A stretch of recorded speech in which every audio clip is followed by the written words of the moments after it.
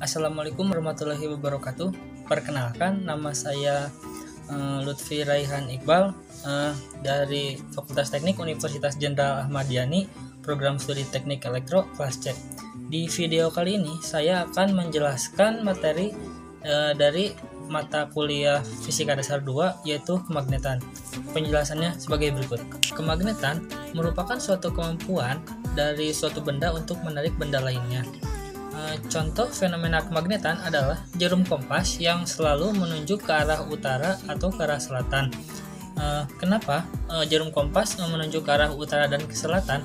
Karena bumi kita merupakan sebuah magnet besar permanen yang memiliki dua kutub, yaitu kutub utara dan kutub selatan. Terus contoh fenomena lain adalah tarik-menariknya atau tolak-menolaknya antara dua buah batang magnet. Terus terjadinya aurora di kutub utara dan kutub selatan di bumi. Untuk lebih jelasnya dapat dilihat pada gambar berikut ini.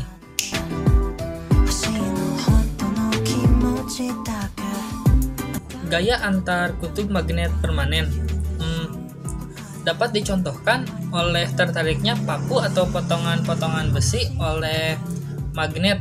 Kenapa dikelompokkan dengan magnet permanen? Karena sifat kemagnetannya tetap ada, kecuali dikenai gangguan dari luar seperti benturan yang sangat keras atau dikenai oleh suhu yang sangat tinggi. Setiap magnet mempunyai dua kutub, utara dan kutub selatan. Kenapa? Karena kutub utara akan selalu cenderung mengarah ke kutub utara magnet bumi, dan yang selatan akan cenderung mengarah kepada kutub selatan magnet bumi. Secara matematika, gaya antar kutub magnet dapat ditulis sebagai berikut. F sama dengan K kali M1 kali M2 per R kuadrat, dengan F sama dengan gaya antar kutub, M1 sama dengan kekuatan kutub pertama, M2 sama dengan kekuatan kutub kedua, R sama dengan jarak antara kedua kutub, dan K konstanta yang besarnya 10 pangkat min 7 Weber per ampere. Sudut deklinasi, contohnya ada di atas ya. Sudut deklinasi itu merupakan perbedaan antara sudut yang ditunjukkan oleh jarum kompas dengan arah kutub geografi bumi. Kenapa? Karena kutub selatan dan kutub utara magnet bumi tidak berada tepat di daerah kutub. Terus kita ke sudut inklinasi. Gambarnya ada di atas juga. Sudut inklinasi itu didefinisikan sebagai sudut yang terbentuk oleh garis hubung kutub utara selatan jarum kompas dengan garis horizontal di tempat tersebut. Domain magnet. Jika magnet dipotong-potong, tetap merupakan sebuah magnet.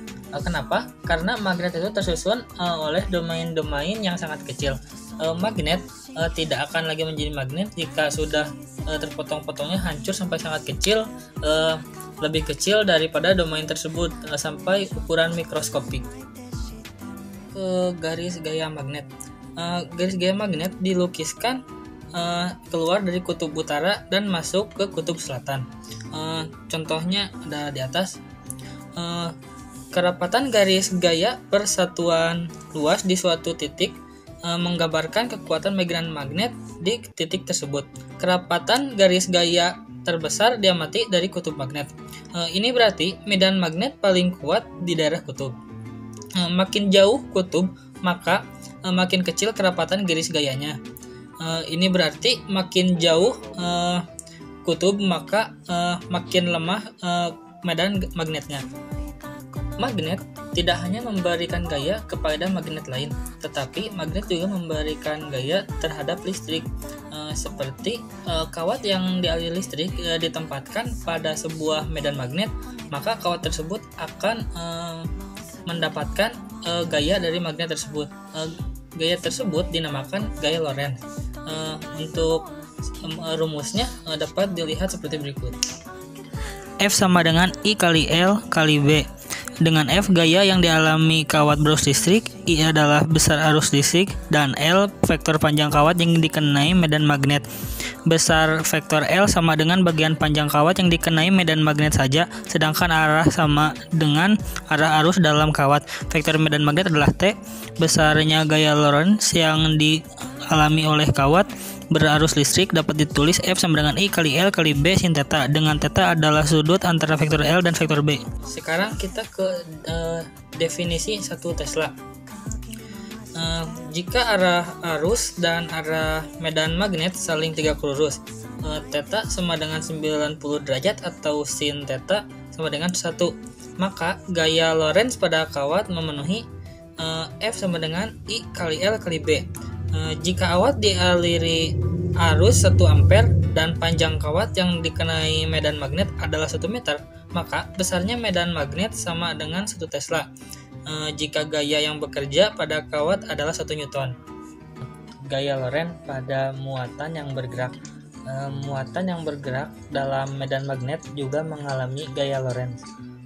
Kita dapat menurunkan persamaan gaya Lorentz untuk muatan yang bergerak dari persamaan gaya Lorentz untuk arus pada kawat. Rumusnya seperti berikut. Besarnya gaya Lorentz menjadi F sama dengan Q kali V kali B sin theta, dengan theta adalah sudut antara vektor V dan vektor B. Pembelokan lintasan muatan dalam medan magnet.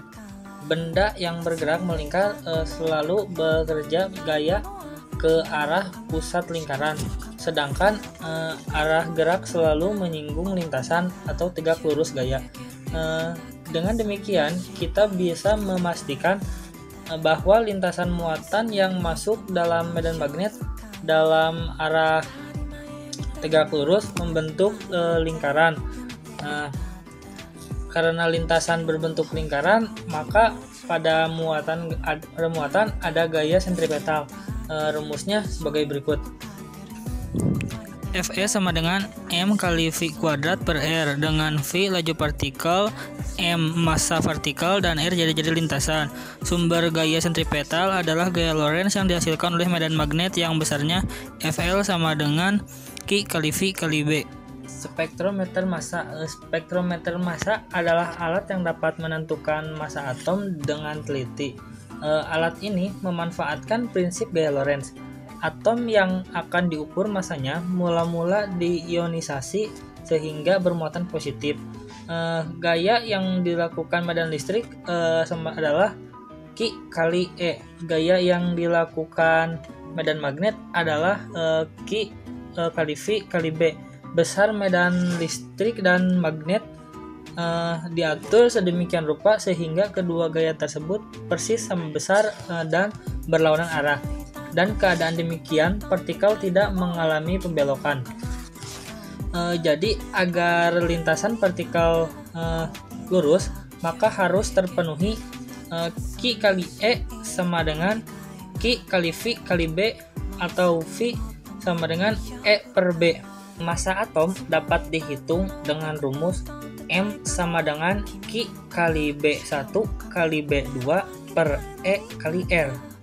Efek Hall adalah peristiwa terbentuknya beda potensial antara dua sisi material yang dialiri arus listrik ketika material tersebut ditempatkan dalam medan magnet yang arahnya tegak lurus, arah aliran muatan atau arah arus.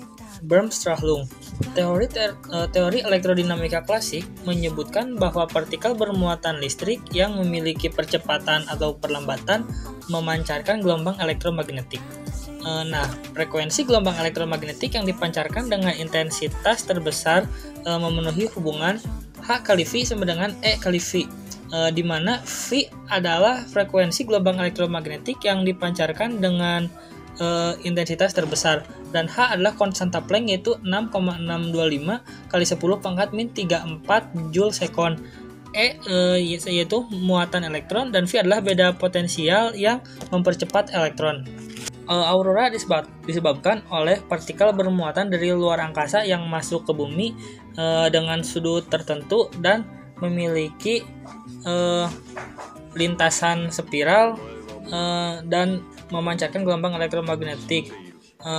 Terus saat mendekati kutub magnet bumi mempunyai intensitas gelombang elektromagnetik yang sangat besar sehingga dapat dipancarkan dan dilihat oleh mata. Terima kasih atas perhatiannya. Mohon maaf bila masih banyak kekurangan dan kesalahan karena saya masih dalam tahap belajar. Semoga video ini dapat bermanfaat bagi siapapun yang menontonnya. Sekian, wassalamualaikum warahmatullahi wabarakatuh.